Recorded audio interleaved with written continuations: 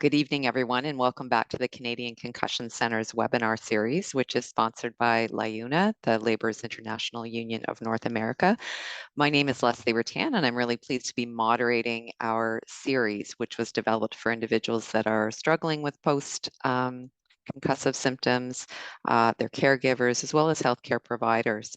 And if you've been with us before, you know that we focus on different aspects of concussion and start with an expert speaker. And then in the second half, we open it up for your questions. So for this evening, I'd just like to begin by acknowledging the Indigenous peoples of all the lands that we are on today.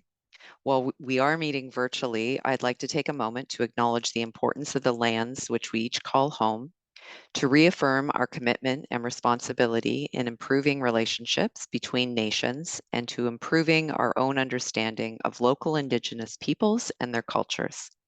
From coast to coast to coast, we acknowledge the ancestral and unceded territory of all the Inuit, Métis, and First Nations people that call this land home. As a reminder, our sessions run every other week on Tuesday evenings from 6 to 7 p.m. And if you've missed any of our previous ones, you can find those on the Canadian Concussion Center website. And you'll find all of the videos there, as well as with some of our more recent ones, you actually will find a copy of the presentations as well. In the event that you do have questions that you would like answered tonight, if you are new to us, if you just scan to the bottom of your screen, you'll see that there's a Q&A button. And so if you have any questions, please put those in there. There's also a chat button, and you can see there, Christian has already posted the link to the website. And if you're having any technical difficulties, please enter them there, and Christian can give you a hand. Right now, we're just going to run a short poll that should show up on your screen. We just like to get a sense of who is in our audience. So I'll just give a second for you to do that. Okay. So for this evening's session, I'm really pleased to welcome back Dr. Carmela Tartaglia, who's going to be presenting, this is a new talk in the series, Concussion in Women.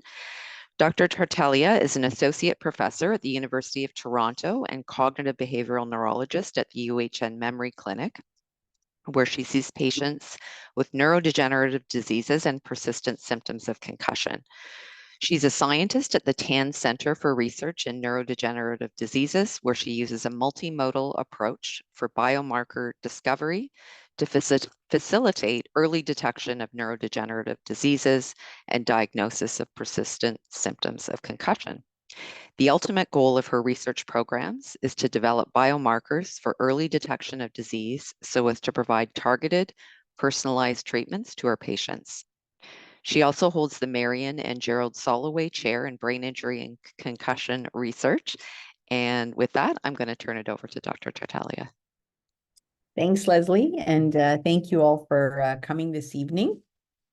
So I'm going to start with, these are my disclosures. They're not really that relevant for this evening.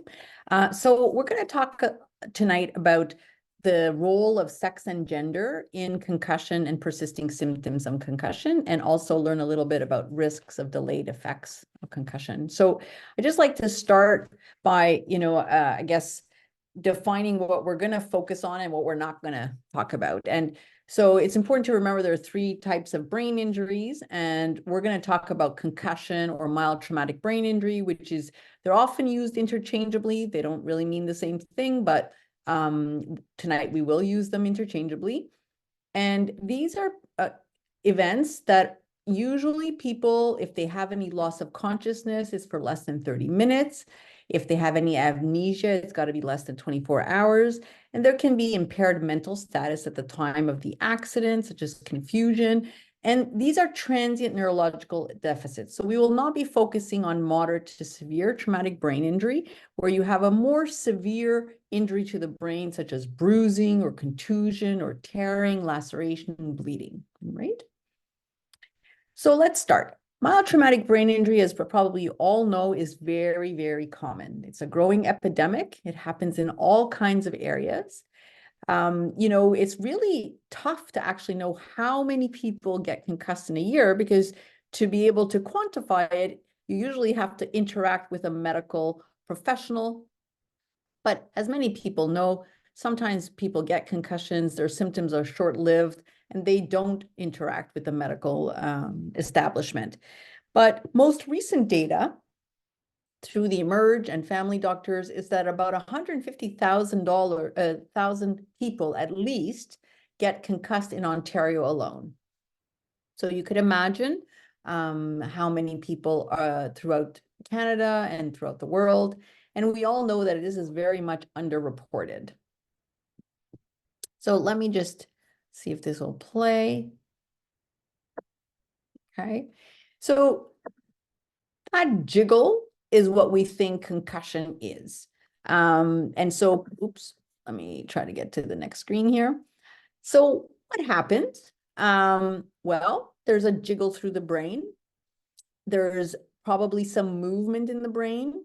The symptoms that people talk about is probably related to where the injuries are in the brain. And so we think of the brain stem. You can see that little green area on the far left. That area is really important for neurotransmitters. So neurotransmitters are these chemicals that are made in the brain and secreted throughout the brain, and they're important for mood. They're important for attention. They're important for your autonomic system. And of course, when we think of areas of the brain that could be most affected by concussion, we think of the frontal lobes, the anterior temporal lobes. Those are the areas on the far left, the areas in red, areas in green, areas in yellow. And of course, that is why we get the symptoms that we get in concussion. So people will talk about changes in their mood, their ability to concentrate, and that they feel like they're changed. Well, that is all related to where this injury takes place. Okay, and that injury, obviously, those injuries, wherever they are associated with a certain number of symptoms, and these symptoms can be cognitive, physical, personality. So you get things like difficulty thinking or slowed processing, can be headache, dizziness, irritable, depressed, anxious. But it's important to remember that these symptoms usually get better. They get better usually within a few days. And actually, we give people about 14 days to get better if they're adults. We give them about 4 weeks if they're children. And that most people luckily do get better. But there is at least 10%. Some people think it's more like 15%. There's some studies even up to 58% that don't recover within the 3 months. That was most of the data we see is actually 3-month data, because that used to be how much time we gave people to recover. So it's many people that don't get better within the first 2 weeks. If they're adults, doesn't mean they won't get better. It just means that it can take some time to recover. And of course, concussions are associated with changes in, they can have physical symptoms, they can have mood symptoms, and they could have cognitive symptoms that can persist for months, years, and very, very rarely permanent. And it can occur after one concussion, but most often it happens after repeated concussions. So it's important to remember that concussions happen on a landscape, and the landscape is the person. And so, of course, we're not just defined by our sex and our gender, but tonight's talk is really about that aspect of yourself. And we're going to focus on males and females and women and men, but of course we know there are many other categories, but just to simplify it for this evening's talk. So when we talk about sex, it's different than when we talk about gender. It's important to remember that sex is really about the biology and the physiology. So it's about reproductive organs, it's about chromosomes, and it's about hormones. Gender, however, is a social construct. That means these are characteristics of men and women that are really defined by social norms, roles, and relationships of these people, not defined biologically. So let's start with the concussion prevalence. Well, actually, you would think this would be an easy thing to answer, but it's not. Until recently, many studies have shown that more males than females have concussions, mostly because in the past, and to some extent even today, males are exposed to environments where concussions are more common. So high-risk labor jobs like construction, contact sports, the military. But and so actually in this study done in Ontario, you could see that males that are in the triangle, there's overall across almost all the ages, more males than females getting concussed. Now, you can see that in the older population, those lines start to intersect. And actually, in older people, there is almost, like a very similar prevalence of males and females getting concussed. And you can see from 66 to 80, it's, identical. And as you get even older than 80, it still remains fairly similar. So it's really only in the very young, middle age, but as of, like the 30s, the lines start to come close together. But when we think about, what's the risk for a person to get concussed when you compare apples and apples? So apples means, women who would be in construction, women who would be in the military. So one area where these kinds of comparisons have been done are in sports. So in sex comparable sports. This was a study done in basketball and soccer, and basically showed that women, females, were 1.4 times greater, had a 1.4 time greater incidence of reported concussion than males. So if you put like with like, females seem to be at higher risk. And this was both for basketball and for soccer.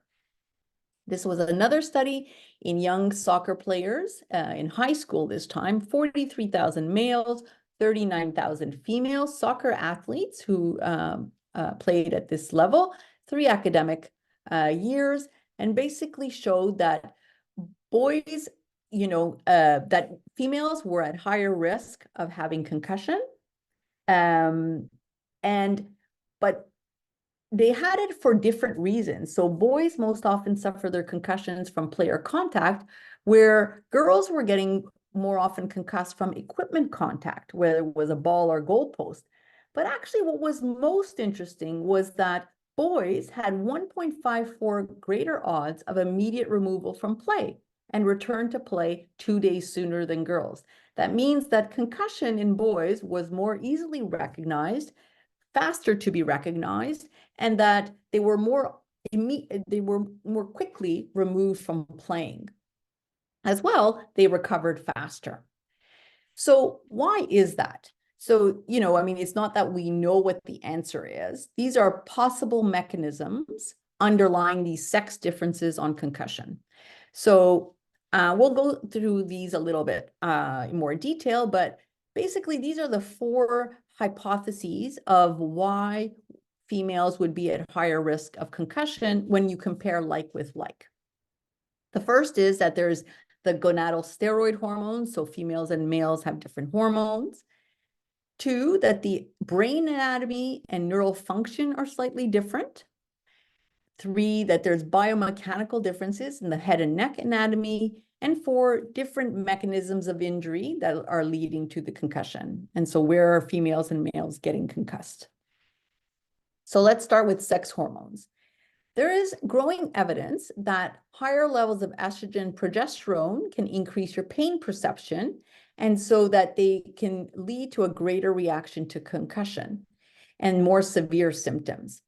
And this has been shown that especially if you're in the luteal phase of your period in the last 2 weeks, where progesterone is at its highest, that the symptoms of concussion in females seem to be worse. As well, there's some evidence that there are more severe symptoms and worse outcome in females who are not on oral contraceptive pill versus those that are. And there's knowledge that oral contraceptive pills can stabilize these circulating sex hormones. What about brain anatomy? So some things are established. Females have smaller brain size and smaller brain reserve only because the brains are smaller. The axons of the brain, so those are the connections of the brain. So if you look on that picture on the far right and the bottom, you see these green and blue and purple and red. They look like little fibers. Those are the fibers of the corpus callosum that are basically connecting both sides of the brain, the right and left hemisphere. And those in females have a smaller axon fiber diameter, so they're just smaller. There's less axonal microtubules, or these are, parts of our axons that are important for giving structure and stability to our axons. So there's some structural vulnerability, and these seem to be different across the brain. And it looks like there may be more connections in the brain for females from one side to the other. And so although the axons are smaller, there's more connections. And so that means there could be greater vulnerability if there's an effect on the corpus callosum because there's more axons that can be damaged. What about head and neck anatomy? Well, I think some of this is obvious. Women tend to have a smaller head size. Their neck muscles, on average are weaker. They have a smaller neck girth.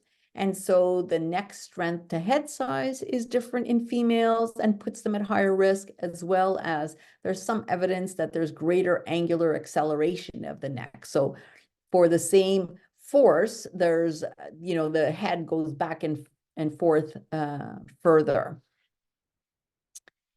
And then there are gender differences. So, what I've been talking about till now was these like sex differences. So, the fact that we're made differently and our hormones are different and our necks are different and our, brains are different. But there's also gender differences. These are social norms or social constructs. And so males and females, women and men, don't report things in the same way. And so there's some evidence that females are more likely, and I'm using the terms that were used in the papers that these phrases come from. So females are more likely to report concussion symptoms, including headache or difficulty concentrating, vision problems, sleep disturbances, emotional instability. Women are more likely, in another study, again, women were more likely to report headaches, dizziness, loss of confidence, lack of initiative, and need for supervision.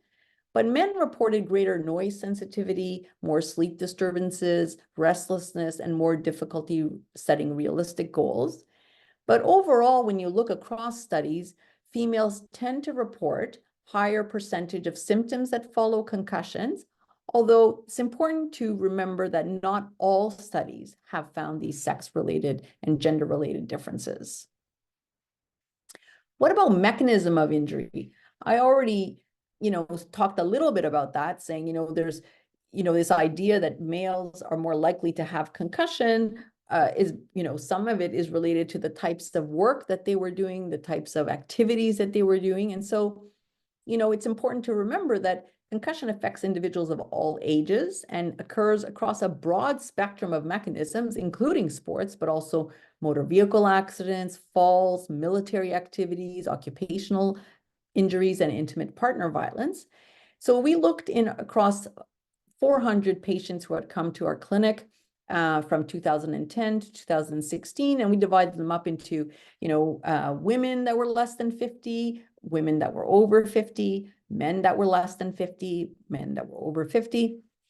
And you can see that, when you look at sport, in the less than 50-year-olds, males had these are patients with persisting symptoms of concussion. So they all had symptoms for at least 6 months, and they were coming, for persisting symptoms. And so, there were more of them when they were males, younger males, who had their concussion from a sport.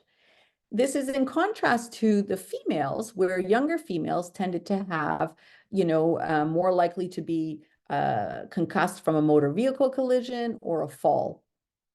When you looked at the older population, there wasn't so significant of a difference, but definitely for falls, older women were also at higher risk than males. What about concussion recovery? Again, concussion recovery is basically defined as the number of days to resume daily activities or become asymptomatic after a concussion. So there's lots of evidence that's showing that females need more days to completely recover and return to baseline, more likely to have symptoms that last longer than a month. Collegiate concussed athletes, if females took longer to recover from concussions than males in all sports except for lacrosse. Older females are more vulnerable to the development of chronic persisting symptoms of concussion than males. Not all studies, however, have reported this, so it's important to remember that. It's important to remember when you're dealing with science is that, really the studies are all of different caliber. They're done differently. They're done in different populations. They include a different number of people. They include different age ranges, different mechanism of injury. And so it's sometimes difficult for everybody to agree, but overall, I think there is a vast number of studies that show that females take a longer time to recover. And, but not all of them have shown this. And so it's, then the idea of, well, why is this happening? And again, we don't have an answer to that. Some of the things that have been proposed is that, women are known to have a greater frequency of psychiatric disorders, so including mood and anxiety disorders. And so, in some studies, psychiatric disorders have been investigated as a risk factor for persisting symptoms of concussion. Another group of studies have shown that a past history of headache, as we know, post-concussion headaches is very, very common. And so if you already have a past history of migraines, then you could, be at higher risk of persisting symptoms. This was a large study actually done out of Manitoba in what we call medical health data, looking at 25-year follow-up. And basically in this study, they compared 28,000 males with 19,000 females who'd had a concussion with 81,000 males and 57,000 females who'd had no concussion. And the outcomes here were attention deficit disorder and mood disorder. And in both of these areas, females were at higher risk of being diagnosed with either ADHD or mood and anxiety disorders if they were in the concussion group. What about more longer term effects? These are when you combine studies, and here this was looking at 156 studies, and it combined all kinds of traumatic brain injury. And you can see what's in black is where women did worse. So across the 156 studies, women did worse in 47% of those studies. Women did better only in 26%. If you looked at mild to moderate, which is more the studies we're interested in tonight, 60% of those studies showed women doing worse, which is interesting because when you look at the ones where men are doing worse, it's more often in moderate to severe. But in mild, moderate injury, 60% of those studies showed women were doing worse. This is across, the number of patients. So there was 118 studies with 0 to 1,000 patients, and in there, 53% of the females of the study showed women did worse. If they looked in studies from 1,000 to 10,000 patients, there it was 39% of the study showed women did worse. And if you looked at those in very large, only 13%. the reason that this is important is that it's really important to know the kind of study that you're looking at. And this is why sometimes the studies don't necessarily agree with each other. And so, it's important to think of like, how did these people actually ascertain if you did worse or better? You could imagine that in very large studies, maybe they asked just a few simple questions, and that actually maybe didn't reflect the reality. Whereas in really smaller studies where you can ask a lot of questions, really dig deep into how the outcomes, you could see that people that more often than not women did worse. This is just to show that animal studies sometimes don't reflect the reality, or at least human reality, because if you look where women, so the second column there, where women do worse than animal studies, you can see that the reality is that in animal studies, which is the one in black, a lot less often do they show women doing worse. But in human studies, the one in white, that it's more often that women are doing worse in those studies. So what about mechanism of injury? Like I've already discussed, you have to think about the mechanism of injury, and there's differential risk of concussion across different mechanisms such as sports, falls, motor vehicle accidents. Occupation-related concussions may be caused by different mechanisms at the workplace, could be, falling objects, falls, bodily movement collisions. Majority of work-related injuries among female workers tend to happen in education and healthcare sectors. But recent data shows that female employees account for over 40% of head injuries, including all levels of severity. And so younger males, aged 20 to 24, and older females in the 50 to 54 age group were those at the highest risk of head injuries, mostly in the form of concussion.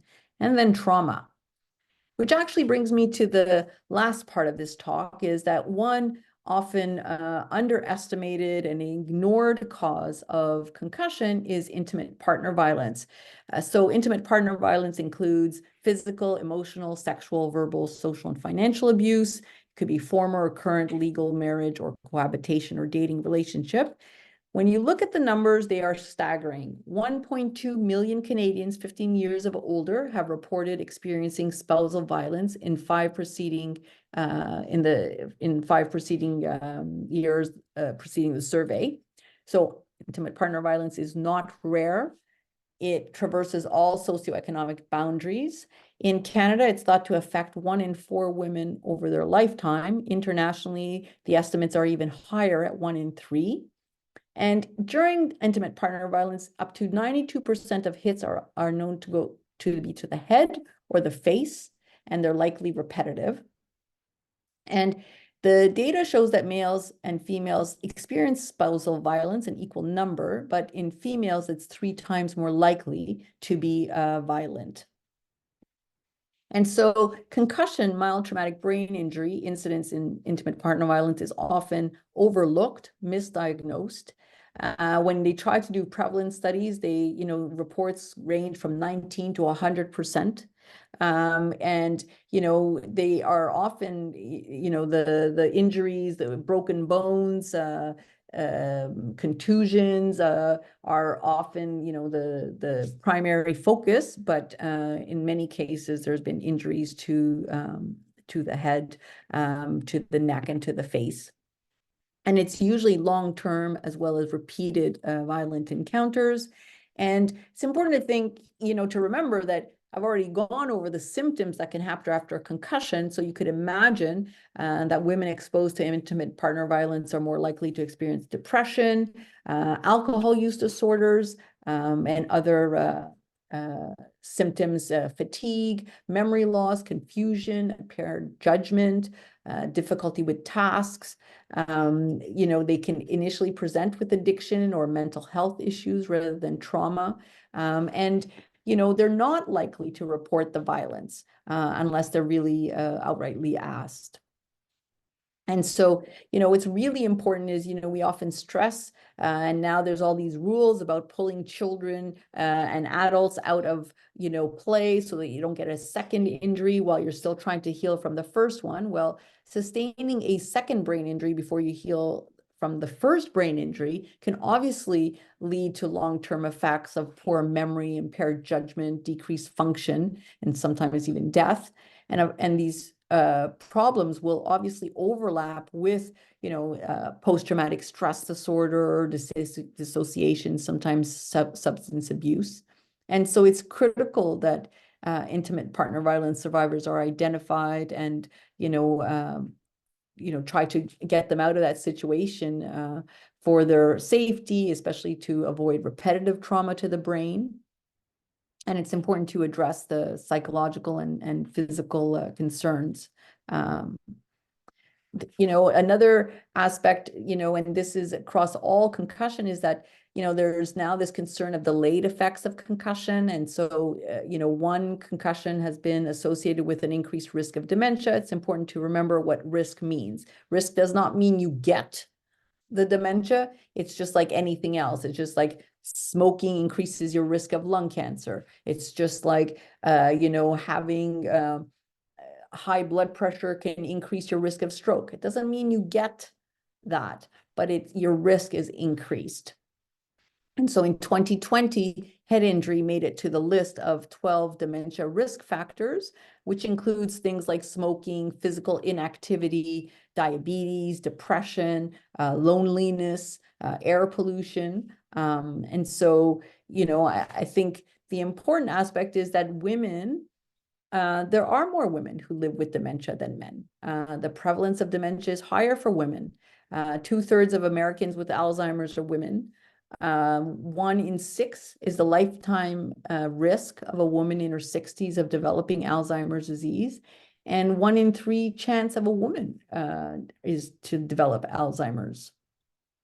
This was, again, that large study I showed you out of Manitoba, and that showed that, dementia and concussion, that concussion is associated with an increased risk of dementia. In this study, they did not see that there was an interaction with sex. So both males and females were at higher risk if they were in the concussed groups versus the non-concussed group. And this was another study, again, not focused on males and females, but just showing this association of mild traumatic brain injury or concussion and increasing risk of developing Alzheimer's disease. So to summarize, concussions come from brain injury. I think it's important to remember that. And that, the brain injury happens on a landscape, and the landscape is you. And sex and gender are aspects of ourselves. And so there are effects that, interact with concussion. And so there's, differences across males and females on concussion prevalence, recovery, and and there's both, the physiological as well as the social constructs. And concussions are frequent in intimate partner violence and underreported. It's important to think about that if you have patients, and if you are a survivor, it's important to think about the long-term impact of being in that kind of situation, because there are delayed effects of concussion and they need to be considered.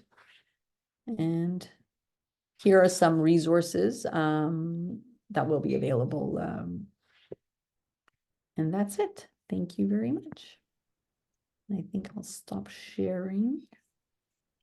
Great. Thank you so much. That was an excellent talk and really interesting information. We have a number of questions. Our first one is, for long-term, highly persistent post-concussive patients, at what point should they seek out, via a referral, medical research practitioners to assess their risk of aging, neurodegenerative diseases, and encephalopathy? Are there known probability reducing strategies for these diseases? And further to what you were just talking about, are women more at risk for these aging complications? Yeah, that's a great question. So there's a few things. So, I think it's always important. I do sometimes see people in my clinic who've had a concussion, And, they're healing from the post-concussion symptoms. But over time, their memory is not getting better. They're starting to actually get worse memory. And then you start to wonder, and let's say they're in an age where this, you start to think of neurodegeneration, like maybe they're in their 60s. At a certain point, it's important to look at the brain, to look at the pattern of cognitive impairment and see whether somebody has some other process going on. And, maybe the concussion decompensated it. Concussion wouldn't give you Alzheimer's. Concussion wouldn't give you Parkinson's, but maybe you were well compensated for your disease. It's important to remember that these diseases, they are accumulating in our brains 20 to 30 years before we show any signs of disease. Our brains are fantastic. They compensate. But a concussion can kind of decompensate you, right? It removes some of that reserve. And so it's important to, assess the patient, see the pattern, right? In concussion, people get better. People don't get worse.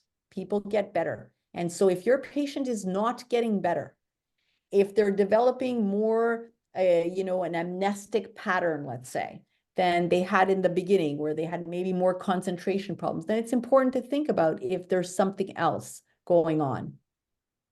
In terms of, the risk, like, well, how do you mitigate risk, right? Well, we all know there are important factors that have been, that have incredibly large amounts of evidence that they are good for the brain. So aerobic exercise, a ton of evidence that this can improve brain reserve, in that, let's say even if you have a neurodegenerative disease, there's evidence that even if you have a genetic neurodegenerative disease, you can delay the onset, you can slow down progression. And so it really important. And you see, it's one of the risk factors of dementia. So aerobic exercise, that means things like, cycling, rowing, dancing, anything that's aerobic, running. And then all the other risk factors also. So, making sure you're doing the learning, making sure that, blood pressure, cholesterol, diabetes is well controlled, so that if you have the concussion in the bad basket, you fill up the good basket to mitigate your risk.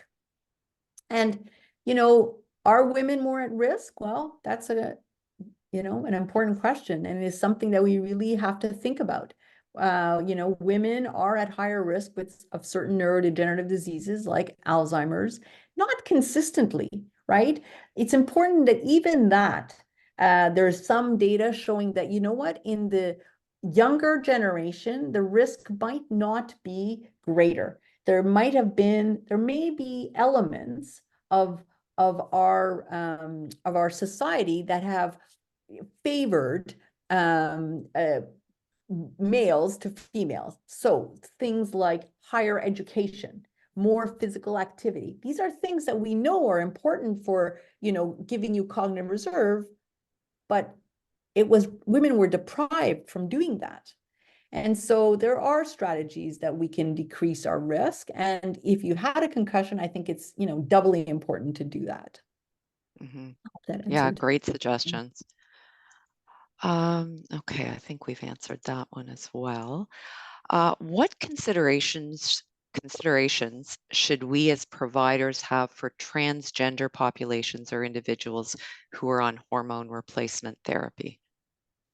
Yeah, that's a great question. And, there's a lot of research in concussion and hormones. And so, to think about these, whether if you have a concussion and you're on a certain level of estrogen, whether you're actually more protected or less protected. So it's not so easy because, there's a baseline level, and then are you just bringing people up to kind of a baseline? You're not at a higher amount, in terms of are they fluctuating? Is there really, two phases? So I think that is an active area of research in terms of hormones.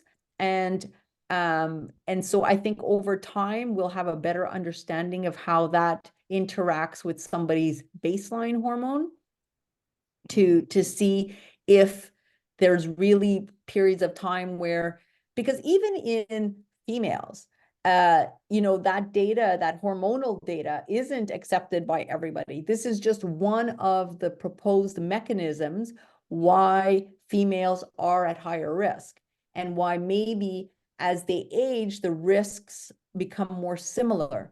So it's not going to be so clear cut. And I don't think it's, as easy as saying, well, maybe we just keep people in a higher level and to avoid the effects of concussion or make people less vulnerable to concussion because they could have repercussions also. Okay, thank you. I'm not entirely sure. This next question, I think what they're trying to ask is, could concussion problems be the same in children when sex hormones have not yet taken control on the brain? So I guess maybe asking about studies on, girls versus boys Yeah. when they're young. Yeah, and I mean, that's a great question. I don't know because after menopause, there's some data, but in children, some of the data is still showing little boys are at higher risk. I'm not really sure if that's just because of the types of games that are being played. So I think that's a great question, but I don't have the answer. Okay, thank you. Next question. In the recovery studies, was the amount of treatment calculated into the factor of duration for recovery? It appears that men in sport have access to higher quality treatment, as the financial situation for men's sports is very different to females. And also, if women's concussions are more so motor vehicle accident and falls, how does the recovery journey and possibly the litigation process compare to men? For example, Yeah. the amount of help concussion coaches and athletes. Yeah, I think that's a great question. And that's what, I was trying to get at when you're looking at data and, how sometimes studies don't all converge, is that there's a lot of factors you have to take in. And for sure, even males and females for the same sport are not getting access to the same types of treatments. And actually, we're trying to see whether just across the board, males and females getting diagnosed with a concussion, are they being prescribed the same types of treatments? Because I'm not actually sure about that. So there's a lot of things. When you think about who has access to treatments, well, people who have insurance, do females and males have equal access to insurance? And there's some data showing that, maybe females are more prone to motor vehicle accidents because maybe cars were designed for men. Maybe the crash test dummies were male. So, there's a lot of factors that need to be considered when you're trying to work out, when you try to design studies and try to factor out every variable, but there's so many variables. So I do think that women and men's access to resources is different. And that can have a significant impact on outcome. Yeah. Okay, great. Thank you. And the next one is, can you speak to the increase versus decrease in libido after concussion and why that might be affected? Yeah, I have not read about an increase. I have most of my patients, when they complain about a change in libido, it's mostly a decrease in libido. And, that could that be somehow tied in? Some of them are depressed. Sometimes when we put them on antidepressants, their libido can go down. So mostly I think I have seen a decrease in libido. Okay, thank you. Heather's asking, do emotional distress situations and stress exacerbate concussion symptoms? Yeah, I always tell people it's like everything is going to affect your sensation of symptoms. So think of when you stub your toe. That seems silly, stubbing your toe. But if you're in a good mood and you stub your toe, you walk it off and you laugh and you're like, ugh. And if you're in a bad mood and you stub your toe, you're like, oh my God, did I crack it? It hurts. I can't walk. I have to sit down. of course, our brains define us. So anything that happens to our brains is going to impact all aspects of us. And the same is true for, you know, your state. Your state will define how you react to comments, how you react to information, how you react to events. So, I always say, it's like a vicious cycle. You get an injury, and then maybe you don't sleep well, and you get a headache, and you get, and because of that, your mood goes down, and then you're anxious, and then that makes your memory bad, and then your memory's bad, and so you don't necessarily, you get more worried about your memory being bad, and that gives you a headache, and then you don't sleep well, and so this vicious circle. And so we always try to target the symptoms, individually, and not worry about we don't have a fix for brain injury, but we do have fixes for a lot of the symptoms. And a lot of times when we can fix one symptom, people feel better. Yeah, because I think, it's important to remember you're not going to be at your best if you have a headache all the time. You can't register information. You can't remember that well. Mm-hmm. Absolutely. And on that note, regarding post-concussion headaches, if you can feel the pain in your head, is that likely still related to the concussion, or could it be something else? For example, when wearing headphones over the head, it sounds like their head is feeling sore in certain spots. Yeah, a lot of times it's important to think, to remember headaches, like the brain doesn't feel pain. Headaches come through some process that goes on in the brain. But it's not because there's like it's not because like somebody has a part of their brain that's gone because they've had, some injury to the brain that actually hurts. It's not like that. You get a brain tumor removed. It's not like you have pain there because, oh, look at that, there's a big scar. And so it's not like that. The thing is that, when people if you feel your head, in my mind, that's a headache. And we try to treat that.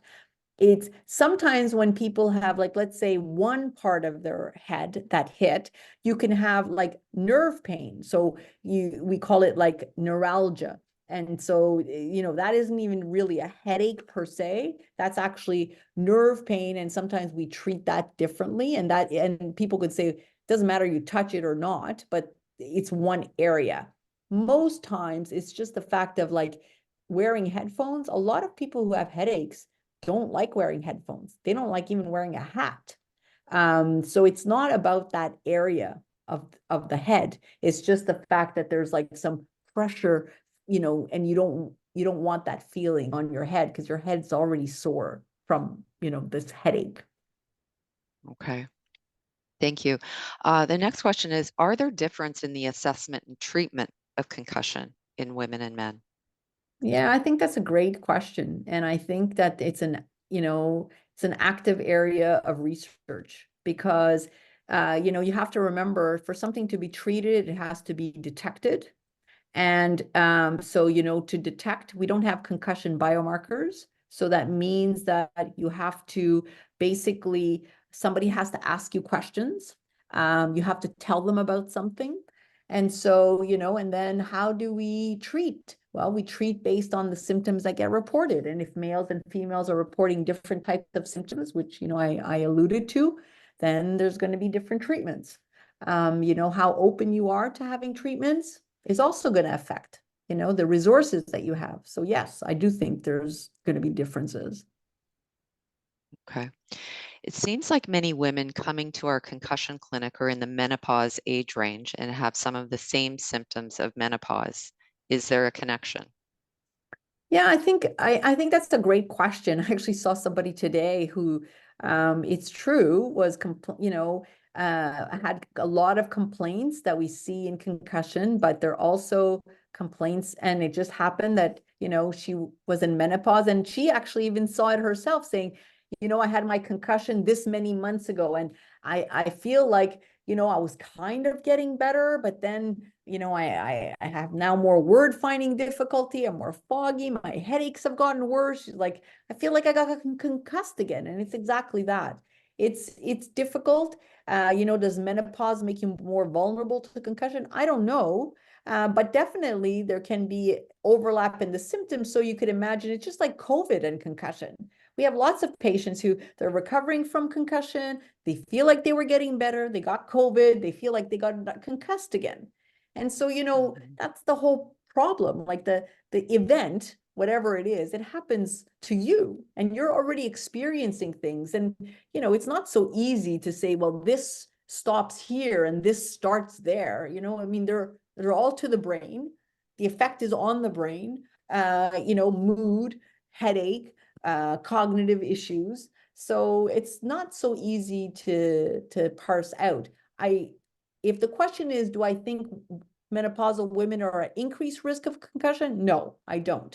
Do I think that they might be more vulnerable to the effects, to reporting because they already don't feel great? Yeah, could be. Mhm. Mhm. Okay. Just another headache question. So there are a lot of people with persistent headaches even years later. What explains that if the symptoms are supposed to get better? The issue is one needs to remember something that when you have an injury, sometimes the injury, so when you have an acute injury, that's easy, right? Like something happens at that point in time and you feel pain and there's all this healing that takes place. But sometimes injuries take on the the outcome of the injury takes on a life of its own. I think the extreme example of that is phantom limb pain, where you don't even have a limb anymore and you have pain there. So it's important to remember, pain is felt in the brain. And, not because the headache is from the brain, but you feel that sensation of pain, whether it's from the foot, whether it's from anything, is felt through the brain. And so, the fact that the injury happened years ago and you still have headaches, I think at some point it's like it becomes a secondary traumatic headache. And it isn't that there's some change in the brain that's happened. It's just that now it's taken on this more chronic phase, and that's part of the reason we want people to treat headache in a prophylactic way, in a prevention kind of way, is because we don't want injury to become chronic. And Mhm. sometimes when you let headaches go for a really long time, they do actually become chronic and they're very difficult to treat. Doesn't mean they're not able to treat. We still are, but they become more chronic. Mhm. Okay, thank you. Is there any role for memantine treatment early or late when someone has persistent symptoms?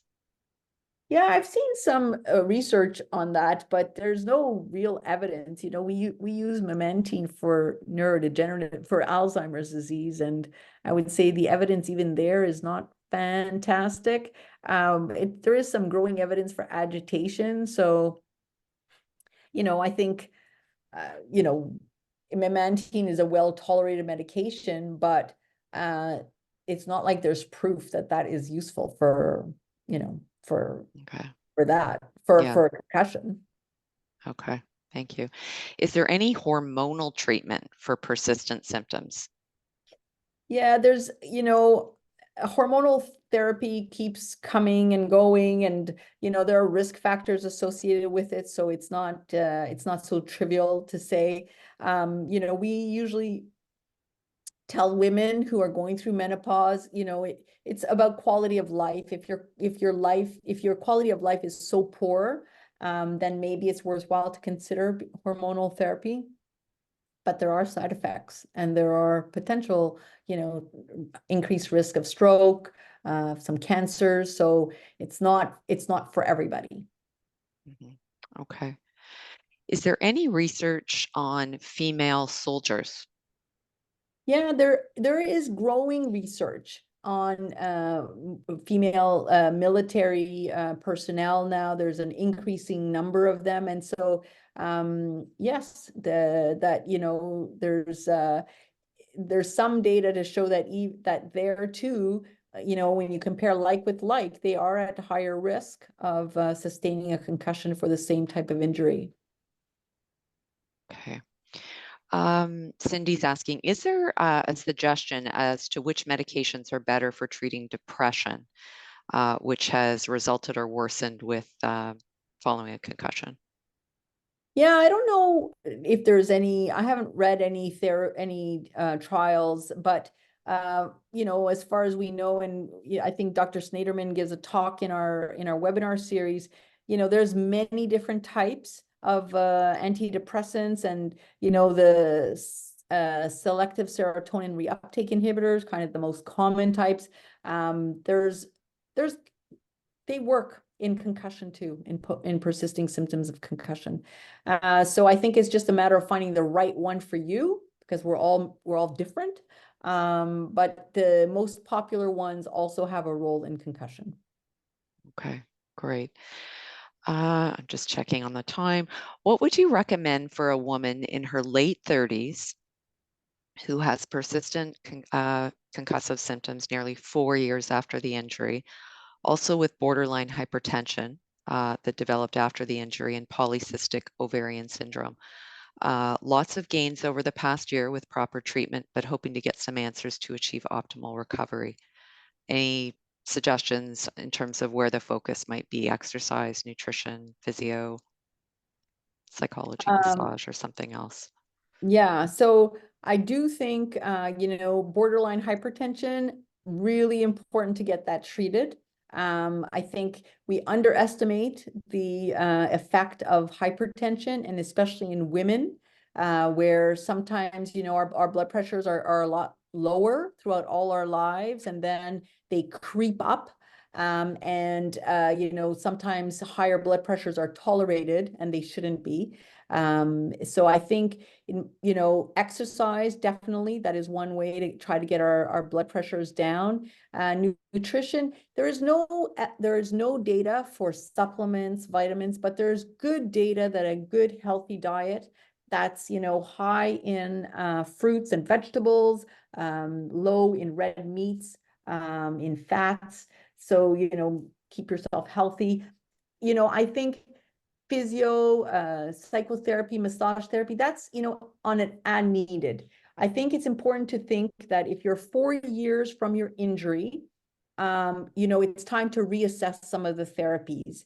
If you are, in need of, ongoing physio for the exact same injury for 4 years, need to think about, is this the right physio for you? Is this the right type of physio for you?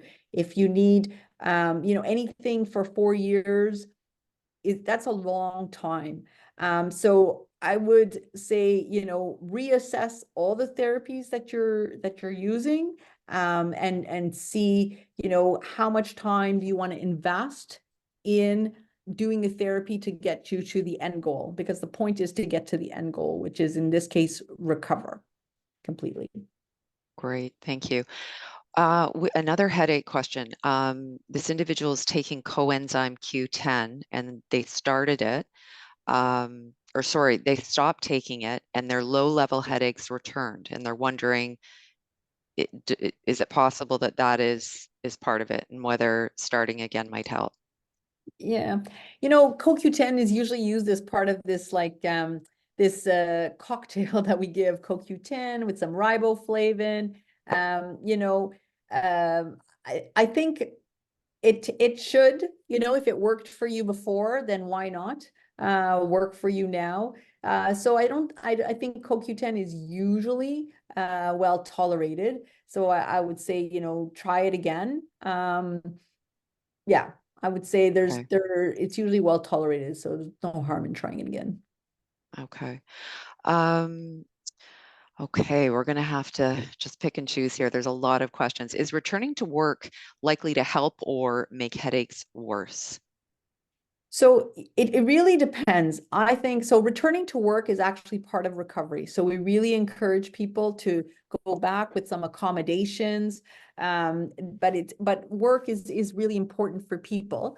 But of course, if your job is 8 hours of screen time and you have computer sensitivity, you will likely get a headache going to work. So it's important to kind of build up your tolerance, and it's important to try to use something to prevent headaches. So I always tell people, it's like, if you're having headaches every day, well, and it's been a few months, we need to work on something prophylactically. So that means you take something every day to get rid of your headaches. Once your headaches are gone or diminished, then you can try to, increase the amount of screen time. If you're okay to do 20 minutes, but 30 minutes brings on a headache, well, you start to build up, right? You start to say, okay, well, I'm going to do 20 minutes and take a break. And then I'm going to do 25 minutes and take a break. And then the next week I'm going to do 30 minutes. So you're basically trying to re-habituate yourself, because otherwise, if you go from 0 to 100, it's like if you went from being on a couch and tried to run a marathon, you wouldn't be able to do it. And you would not expect that of yourself. Well, it's the same thing going back to work when people have been off work, really trying to live a very calm, relaxed life so that they get better. But then if you try to immerse yourself in a work situation, well, most of our work situations are going to not help our headaches. So it's important to reacquaint yourself. So, go to the mall, go to, places where there's noise, go take a course online so that, reaccustom yourself to staring at screens for a while, concentrating, so that you're not, you're slowly getting yourself back into that mode. Mm-hmm. Okay, great. Thank you so much. I think I'm going to have to, we still have more questions, but I think we'll have to cut it off there. Thank you so much for your talk, Dr. Tartaglia, and answering so many questions. Just a reminder, there's going to be a short survey coming your way. If you have a couple of minutes to fill that out, we really appreciate the feedback. Just to let you know as well, there's a question in there asking about if you had a question that wasn't answered. If there is something that you end up putting in there, just sometimes I have people asking a question, but we don't actually know who is writing that question because the surveys are anonymous. So if there is something specifically that you want an answer to, please just include your email and we can try to respond to that. But thank you very much to Dr. Tartaglia and for everyone for attending tonight. Just a reminder that we will have another webinar in 2 weeks, and we're going to have Shalene Sulloway talking about vestibular physiotherapy in terms of treatment for dizziness after concussion. So thanks so much and have a good evening.